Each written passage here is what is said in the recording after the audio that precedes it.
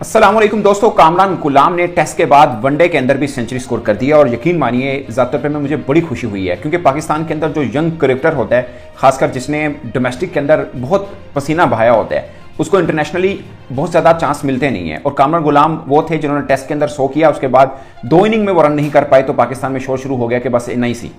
फिर ऑस्ट्रेलिया में सिर्फ 1 इनिंग खेली है जिसमें उनको बाउंसर हुआ, वो आउट हो गए तो हुआ था कि नहीं ये एशिया का बैटर है। अब जिम्बाब्वे, अगेन बहुत से लोग कहेंगे जिम्बाब्वे कौन सा कोई इतनी तुर्रम खान टीम है। भाई अभी ये लड़का भी बेचारा नया ही है, भले 29 ईयर ओल्ड है, 29-30 साल का है, बट इंटरनेशनली नया ही है। 99 फर्स्ट क्लास ए लिस्ट के मैच खेल रखे हैं, 800 हैं, लगभग 20 50 या 41 की एवरेज है, 88 की स्ट्राइक रेट है। शानदार एक डेकोरेटेड इसका फर्स्ट क्लास एक डोमेस्टिक का रिकॉर्ड है। तो मुझे लगता है कि इनको भी इक्वल चांस लंबा मिलना चाहिए था, बट मुझे डर ये लग रहा था कि ये अगर इस ओवर के अंदर रन नहीं होते कामरान गुलाम से तो पाकिस्तान में एक दबाव बढ़ता है क्योंकि ये बाबर आजम की जगह पे खेल रही हैं। Babar Azam one down position पे खेलते हैं, ये भी वन डाउन पोजीशन पे खेलते हैं। बट हमारे यहाँ क्या होता है, हमारे यहाँ एक बहुत बड़ी हवा होती है कि शहीन, नसीम, बाबर आजम इनकी जगह पे खेलना है तो आपको पता नहीं मुंह से आग निकालनी पड़ेगी। बट पॉइंट इज के इक्वल चांसेस मिलने चाहिए और डोमेस्टिक के अंदर रन किए तो आप उनको इंटरनेशनली पूरे चांस दें। और सबसे बेस्ट चीज़ है कि आपको अच्छी जगह पे चांस देना चाहिए।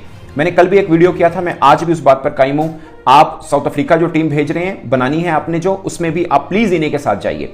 आप बाबर आजम, नसीम, शहीन, आप इनको रेस्ट दीजिए। इनको आप टेस्ट में कहीं ट्राई आउट करना है, बट मैं कहूँगा कि नसीम और शहीन को टेस्ट में भी ट्राई आउट ना करें। वहाँ पे भी आपके पास मीर हमजा, खुरमशदार, मोहम्मद अली, हारिस रऊफ को आप खिलाइए। वहाँ पर आपके पास ये वाले हैं, आपके पास आकिब जुबैद, आप उनको वनडे में रखिए। ये वाला आपके पास हैं तो आपको चांस मत लेके आप रस दें उनको, नसीम, शहीन को खासकर, क्योंकि आपको चैंपियंस ट्रॉफी में ये वाले चेहरे चाहिए। बाबर आजम को भी वनडे में रस दें, आपको ट्राई आउट करना है। हमेशा हम 4 वर्षों से यही करते आ रहे हैं, हमने अपने नए चेहरे ट्राई आउट नहीं किए। और जब कोई खुदा ना खासा फेल होता था तो हम लोग कहते थे लो जी इसलिए ट्राई आउट नहीं हो रहा कि बाबर के बगैर तो हम ये नहीं कर सकते, शहीन के बगैर हमारा वो नहीं है, नसीम के बगैर हमारा गुजारा नहीं है, और फलां ना हो तो हम मर जाएंगे। ये सब चीज़ें होती थी, बट फिर चांस किसी को नहीं मिलता था। मैं अभी भी कहता हूं कामरान गुलाम को ये नहीं कि 100 किया तो कहानी खत्म। आप 100 किया, आप इनको आप इतना भरोसा करें, इसको बताएं कि हम आप पे इतना भरोसा कर रहे हैं कि हम आपको साउथ अफ्रीका भी भेज रहे हैं और इसी नंबर पर आप बैटिंग करेंगे।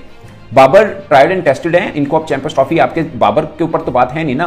पॉइंट इज के कामरान गुलाम अगर आपको मिल रहे हैं, फॉर्म लगी हुई है, तो क्यों नहीं कामरान गुलाम भी आप साउथ अफ्रीका में इनको पूरा ट्राई आउट करें। फिर चैंपियंस ट्रॉफी से पहले जो ट्राई नेशन सीरीज है उसमें भी आप कामरान गुलाम को ट्राई आउट करें। एटलीस्ट मैं हमेशा ये कहता हूं प्लेइंग 11 में भले आप जिसको भी खिलाएं, आपके पास बेंच स्ट्रेंथ इतनी जरूर बनी होनी चाहिए। ये सवाल पैदा नहीं होना चाहिए जो पाकिस्तान क्रिकेट बोर्ड के चेयरमैन ने एक बार कहा था कि हम इसलिए नए खिलाड़ी को नहीं शामिल कर रहे क्योंकि हमारे पास बेंच स्ट्रेंथ नहीं है। आपके पास बेंच स्ट्रेंथ सिर्फ इसलिए नहीं थी कि आपने 4 वर्षों में ट्राई आउट नहीं किया था। अभी आप ट्राई आउट कर रहे हैं तो आपको मिल रहा है। आई बिलीव जैसे आपने इनको, खैर मैं आपको बताता हूं इनको वनडे के चांसेस कैसे मिले हैं, ये भी आप देख लें। कहने को 7 वनडे हैं, बट पहला डेब्यू इनका बेचारे का सब्स्टिट्यूट के तौर पर हुआ था, आप खुद अंदाजा लगा लें।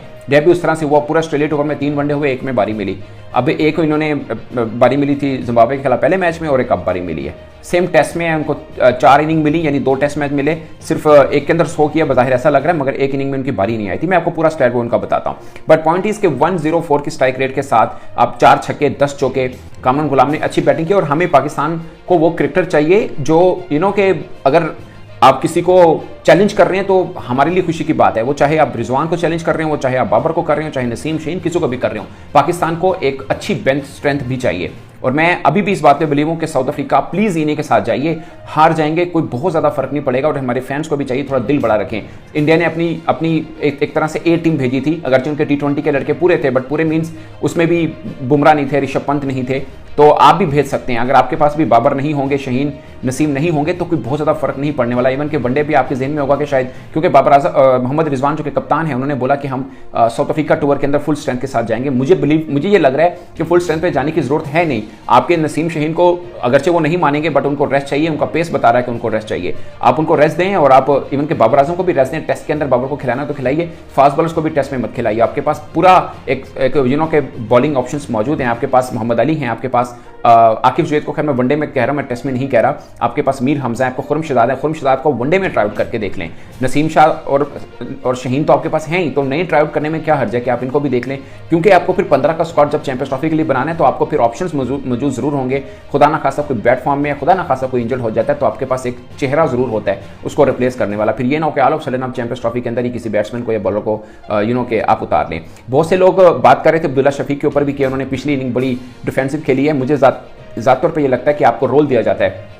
जब एक तरफ उससे पहले वाले मैच में आप बुरी तरह क्लैप्स हुए हैं, तो फिर जब आप नए मैच में ओपन करने जाते हैं तो रोल होता है कि आपने विकेट के ऊपर ठहरना ही है। जैसे साइम अयूब थोड़ा तेज कर रहे थे, अब्दुल्ला शफीक दूसरे वनडे मैच के थोड़ा डिफेंसिव खेले थे, मगर दूसरे अब जो तीसरा वनडे मैच हुआ आप देख लीजिए कि अब्दुल्ला शफीक अच्छा खेलेंगे, अच्छी निक में नजर आए साइम भी, मगर बड़ी बारी वो नहीं ले सके हैं। पॉइंट इस के आपके पास ये लड़के हैं और इनको हौसला देने वाली बात यही है कि आप इनको इतना हौसला दें, आप बोलें कि आपको सिर्फ जिम्बाब्वे के लिए रखा, हमें आप पे इतना भरोसा है कि आप साउथ अफ्रीका जाके भी ये सब कुछ कर सकते हैं, एंड यू बिलीव मी ये कर भी सकते हैं। और अगर नहीं भी करेंगे तो नो प्रॉब्लम, आपको ये हौसला देना पड़ेगा, जिसे बोलते हैं ये गैम्बल करनी पड़ेगी आपको। ये लड़कों के साथ ट्राई आउट करें, कोई फर्क नहीं पड़ता। चैंपियंस ट्रॉफी से पहले इंडिया ने भी ट्राई आउट कर लिया है, उनके पास भी वाइट बॉल सीरीज वही थी, तो कोई फर्क नहीं पड़ता है सच। आप नए लड़के के साथ जाएं और आपको अच्छी ही मिलेगी। आप एक आधा वनडे मैच भी आप जीत जाते हैं तो भी आपके लिए बहुत होगा। एटलीस्ट कॉन्फिडेंस लेवल थोड़ा डिफरेंट होता है कि आपने जिम्बाब्वे के बाद साउथ अफ्रीका की बॉलिंग को जाके खेलें, एक डिफरेंट कंडीशन पे जाके बैटिंग की है, उसके बाद फिर आपने एक ट्राई नेशन टूर्नामेंट खेलना है, उसमें ट्राई आउट कर लें। बट मुझे खुशी इस बात की है कि एटलीस्ट कामरान गुलाम ऐसे ज़ाया नहीं हुआ। मुझे डर ये लग रहा था कि 2-4 मैचेस खुदा ना खासा ये बंदा रन नहीं करता तो ज़ाया हो जाएगा, क्योंकि एक छाप होती है कि बाबर आजम की जगह पर आप खेल रहे हैं। तो बाबर आजम की जगह पे खेलने का मतलब ये है कि भाई आप रन करें, आप दूसरे तीसरे मैच में ही आपसे मांग कर ली जाती है कि आपको अब रन करने हैं, और अगर आप नहीं करते हैं तो फिर लोग कहते हैं कि यार बड़े रन नहीं हुए हैं। अब मैं आपको थोड़ा सा उनका स्टैट बता देता हूँ। टेस्ट में देख लीजिए, आपको मालूम है पहला में तो उन्होंने 100 किया था, 118 किया था, तो उसी मैच की दूसरी इनिंग में उन्होंने 26 रन किए थे, तो 144 रन किए पूरे मैच के अंदर। अगले मैच में यानी थर्ड मैच के अंदर पहली इनिंग के अंदर वो 3 रन बना के आउट हो गए, चौथी में उनकी बारी नहीं आई। तो कुल मिला के 2 टेस्ट मैच 4 इनिंग, मगर बेसिकली 3 इनिंग में उन्होंने बैटिंग की। अब वनडे देखिए, उनका डेब्यू न्यूजीलैंड के खिलाफ हुआ था, मगर सब्स्टिट्यूट के तौर पर हुआ था और वो जाहिर है बैटिंग नहीं की इन्होंने। फिर दूसरा वनडे मैच और एक्चुअल में पहला वनडे मैच मेलबर्न में खेला था, जब पैट कमिंस ने जबरदस्त बॉल की थी। वो किसी को भी हो सकता है, आपको याद होगा कोहली ने भी पहले पर्थ की पहली इनिंग के अंदर जब हेजलवुड का बॉल बाउंस हुआ था तो कोहली जैसा बड़ा प्लेयर भी आउट हुआ था, उसमें ये कोई बड़ी बात नहीं है। एडिलेड में उनकी बारी नहीं आई, पर्थ में इनकी बारी नहीं आई कामरान गुलाम की। फिर पाकिस्तान ने जिम्बाब्वे के खिलाफ पहला वनडे मैच खेला, इन्होंने 17 रन किए थे, जो पाकिस्तान हार गया था बुरी तरह से। फिर दूसरे वनडे मैच में इनकी बारी नहीं आई, thanks to Abdullah Shafique and Saim Ayub, जिन्होंने ओपनिंग पार्टनरशिप से ही टारगेट चेज कर लिया था। और अब जो आखिरी वनडे मैच है उसमें इन्होंने 103 रन की इनिंग खेली। तो कुल मिला के 7 वनडे मैच जरूर बनते हैं, मगर बारी इनके सिर्फ 3 वनडे मैच में आई है, वो भी कंसिस्टेंट नहीं आई। पहले आपने मेलबर्न में खेला 2 मैचेस में, फिर बारी नहीं आई, फिर आपने जिम्बाब्वे में खेला, फिर बारी नहीं आई, फिर आपकी बारी आई और आपने कर दिया। अब अगेन मैं इतना ही बिलीव कर रहा हूँ हसीबुल्ला के ऊपर भी कि आप उनको भी लगातार चांस दे के देखिए, लगातार चांस दिए। अभी अगरचे आपके पास टाइम कम है कि चैंपियंस ट्रॉफी में आप ओपनर शायद ट्राई आउट नहीं करना चाह रहे होंगे, क्योंकि आपके पास अब्दुल्ला शफीक है, आपके पास साइम अयूब ने प्रूव कर लिया कि वो वनडे में अच्छे खेल रहे हैं। फिर फ़खर जमान ऑटोमेटिक चॉइस बन जाएंगे साउथ अफ्रीका में, आई गेस कि फ़खर जमान शायद आएंगे। तो ये है पाकिस्तान, मतलब आपके पास ओपनिंग तो है, बट लॉन्गर ऑन पे आप हसीबुल्ला के साथ जा सकते हैं। मुझे ज़्यादातर पे लगता है कि शायद वो T20 के उतने अच्छे प्लेयर नहीं, मैं ये नहीं कह रहा अच्छे प्लेयर नहीं है, उतने अच्छे प्लेयर नहीं जितने वो वनडे के हैं। तो आप हसीबुल्ला को वनडे पर्सपेक्टिव में ज़्यादा जरूर रखिएगा। बट अब चूंकि चैंपियंस ट्रॉफी सर पे आप उनको ट्राई आउट करना चाह रहे हैं तो T20 में करें, फिर T20 में सिर्फ जिम्बाब्वे के खिलाफ ओपन में ना जाएं, आप इनके साथ साउथ अफ्रीका में भी ओपन में इनके साथ जाएं, तो कोई फर्क नहीं पड़ता। आप हसीब प्लस साइम के साथ ओपन कर सकते हैं, हसीब प्लस फ़खर के साथ कर सकते हैं, जो भी ऑप्शन है। T20 के अंदर तो बहुत सारे एक्सपेरिमेंट पाकिस्तान टीम कर सकती है। बट हैप्पी फॉर कामरान गुलाम के, उनके ऊपर एक जो दबाव बना हुआ था कि बाबर आजम की जगह पे वो खेल रहे हैं, रन नहीं हुए तो क्या होगा। और एक बंदा जिसने 99 लिस्ट ए के मैचेस खेले हैं लगातार, उन्होंने कि डोमेस्टिक क्रिकेट के अंदर रन के अंबार लगाए, लिस्ट ए मैचेस के अंदर उन्होंने अच्छे खासे रन किए, तो उनके ऊपर दबाव रहता है। आप देखिए फर्स्ट क्लास में 61 उन्होंने टेस्ट मैच खेल रहे हैं, 49 की एवरेज है फर्स्ट क्लास के अंदर, 41 की एवरेज है उनकी।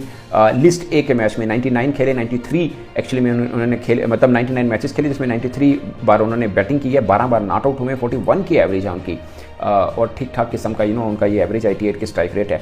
तो ये एक इवन के T20 के अंदर भी इनका 100 है, डोमेस्टिक T20 के अंदर भी इनका 100 है और एवरेज वहाँ पे 27 की है। तो एक अच्छा रैकेट है इनका। पाकिस्तान मतलब जो PS सुपर लीग है उसमें लाहौर कलंदर्स की तरफ से खेले, बट मुझे लगता है कि शायद T20 के इतने अच्छे प्लेयर नहीं है कामरान गुलाम। आप इनको ज़ाया मत करें कि T20 में घुसाकर, बट वनडे और टेस्ट के अच्छे प्लेयर हैं, उसके अंदर इनको मुसलसल अब चांस दें। और साउथ अफ्रीका टूर के अंदर भी इन्हीं को भेजिए, इन्हीं से वनडे करवाई, क्योंकि बाबर आजम को ज़्यादा टेस्ट करने की जरूरत है नहीं, वो आपको मालूम है कि वो मतलब बड़े प्लेयर हैं, पाकिस्तान पर्सपेक्टिव में सबसे बड़े प्लेयर माने जाते हैं। तो इन्हीं को ट्राई करें, इनको चांस दें। उसके बाद जब चैंपियंस ट्रॉफी आए तो फिर देख लीजिएगा, जिसका बल्ला अच्छा चल रहा है उसको आप खिलाएं, कोई फर्क नहीं पड़ता। पाकिस्तान को इन फॉर्म बल्लेबाज चाहिए। इस पर दोस्तों आप अपनी राय कमेंट बॉक्स में जरूर आएगा। मेरी तरफ से इतना ही, इजाजत दीजिए, अल्लाह हाफिज़।